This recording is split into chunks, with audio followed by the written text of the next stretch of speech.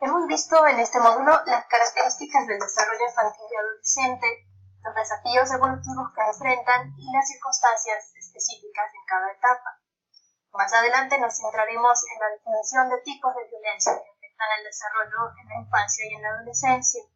Pero antes de ello es necesario puntualizar de manera general qué entendemos por afectación al desarrollo causada al vivir situaciones de violencia. En este sentido, haremos algunas aclaraciones sobre lo que se entiende por trauma durante la infancia y la adolescencia. Definimos trauma como la experiencia subjetiva de una persona quien siente que su integridad psicológica está en riesgo. Es importante destacar que lo traumático no se identifica en un evento observable, objetivo y externo a la persona, es decir, algo que diferentes personas podrían entender y vivenciar de la misma manera. Lo traumático es, por el contrario, una experiencia subjetiva, propia y diferente en cada sujeto. No todas las personas vivencian una experiencia externa de modo traumático, porque no todas las personas perciben de igual manera un riesgo para su integridad. Cada persona de manera particular cuenta con una construcción de la imagen de sí mismo, del mundo y de las herramientas con las que cuenta para enfrentar. En base a estos tres elementos, cada persona percibe y vivencia su integridad, aquello que es, que tiene y que necesita para sobrevivir. Todo individuo enfrenta diariamente innumerables situaciones que desafían su percepción de seguridad e integridad. Sin embargo, estas situaciones no son registradas como traumáticas. Lo traumático se gesta, se desarrolla y habita en el sujeto frente a un evento específico que fue capaz de despojarlo de sus habituales y funcionales herramientas de defensa ante un evento que percibe como peligroso. En ese sentido, frente a un mismo hecho, habrá sujetos con experiencias subjetivas disímiles y, por lo tanto, mismos múltiples grupos sintomáticos. Por tanto, no existe un conjunto tipificado de síntomas que den cuenta de manera lineal que un niño o una niña ha vivido como traumático un evento.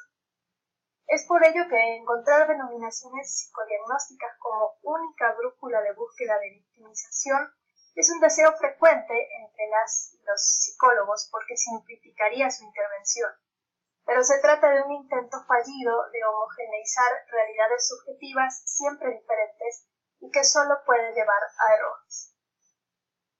Un ejemplo que ocurre con frecuencia es buscar evidencias que atestiguen la existencia de trastorno de estrés postraumático como única respuesta a si un niño, niña o adolescente ha sido víctima de violencias. El trastorno de estrés postraumático se define en función de tres grupos de reacciones.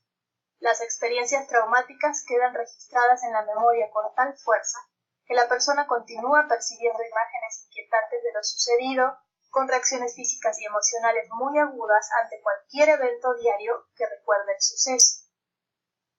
Se intenta evitar por todos los medios situaciones, personas o lugares que recuerdan lo sucedido. El cuerpo continúa en alerta permanente y las personas reaccionan de manera exagerada a eventos actuales, como si estuviese a punto de repetirse el peligro. Hay problemas para dormir y concentrarse, irritabilidad, sobresaltos y temores agudos, así como síntomas físicos como dolor de cabeza y de estómago. Es posible que un niño, niña o adolescente presente estrés postraumático al sufrir una victimización, pero también es posible que no presente esta sintomatología. Entonces, que un niño tenga o no trastorno de estrés postraumático no es un indicador directo y absoluto para confirmar o para descartar que haya sido víctima de violencia. Los criterios diagnósticos que establecen clasificaciones psicopatológicas a partir de síntomas son utilizados generalmente en ámbitos psiquiátricos, en el DSM-4, por ejemplo. Sin embargo, para definir trauma, es necesario descubrir si un evento es capaz de quebrar en el individuo su primordial sentimiento de seguridad. Para que un evento sea traumático, debe generar una vivencia súbita de indefensión, produciendo una percepción en el sujeto de no control ante el futuro, generando una desconfianza básica en sí mismo y fundamentalmente en las personas. La afectación no se revelará en un patrón de síntomas fijos y establecidos. Muchos niños o niñas que han sufrido violencias no experimentan trastorno de estrés postraumático o ningún síntoma típico o esperable, y eso no significa que no hayan vivido la experiencia como traumática, solo significa que presentan otro tipo de sintomatología: ansioso-depresivo, problemas adaptativos, dificultades de inhibición conductual, entre variadas evidencias emocionales y comportamentales que no corresponden al cuadro de estrés postraumático. Algunas veces se manifiesta el trauma con un detenimiento del desarrollo en algún área específica, cognitiva principalmente. Al trabajar con infancia, antes que buscar un criterio diagnóstico, es más útil centrarse en el concepto de violencia. Considerar solamente criterios diagnósticos estrecha la mirada, y en cambio comprender el fenómeno de la violencia ayuda a comprender mejor la vivencia del niño o de la niña. Al plantear esto, es importante esclarecer el concepto de violencia. Violencia es todo ejercicio de poder que no considera al otro como sujeto, produciéndole un sentimiento de indefensión extremo y, por tanto, provocando una experiencia traumática. Durante la infancia y la adolescencia siempre existe diferencia de poder respecto de los adultos. Cualquier adulto tiene más fuerza, información, conocimientos que un niño o niña. De igual modo, cuando un niño o niña vive una situación de violencia, siempre existe un adulto que no puede ver sus necesidades y sus derechos. El adulto está más preocupado por satisfacer sus propios deseos que por el niño. Esto aplica tanto para situaciones de violencia sexual, física o de abandono. Entonces, cuando un niño, niña o adolescente vive una situación de violencia, quien produce esa experiencia traumática siempre es un adulto.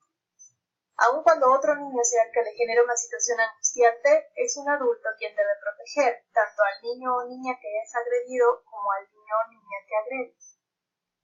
Si además de no proteger, el adulto es el agresor y pertenece al ámbito familiar o representa para el niño un referente de autoridad, los sentimientos de seguridad básica y la confianza en sí mismo y en los demás se verán gravemente afectados. Basta mencionar como ejemplos escenarios donde el agresor es un maestro, un guía espiritual, un tío, una nana, etc. Para detectar situaciones traumáticas a la infancia es necesario entonces tener en cuenta que ser víctima no es un cuadro clínico, lo traumático no está centrado en un fenómeno objetivo externo, lo traumático se construye en la experiencia subjetiva. Lo traumático implicará las áreas perceptual, emocional, conductual, contextual. El trastorno de estrés postraumático no es un indicador exclusivo de abuso o maltrato. Si un niño no padece trastorno de estrés postraumático, no significa que no ha sido víctima de violencia. Todo acto violento es traumático. Ante un evento traumático pueden no aparecer síntomas típicos o esperables. Entonces, ¿cómo se determina si un niño, niña o adolescente ha sufrido una situación traumática? Más adelante se ahondará en la metodología e instrumentos para hacerlo, pero mencionaremos que se requiere intervención especializada en infancia que contemple información sobre el desarrollo en general, y también es necesario tener conocimientos precisos sobre la violencia y sus efectos. Se requiere, en definitiva, una mirada integral, compleja, que incluya múltiples variables y, sobre todo, que sea específica en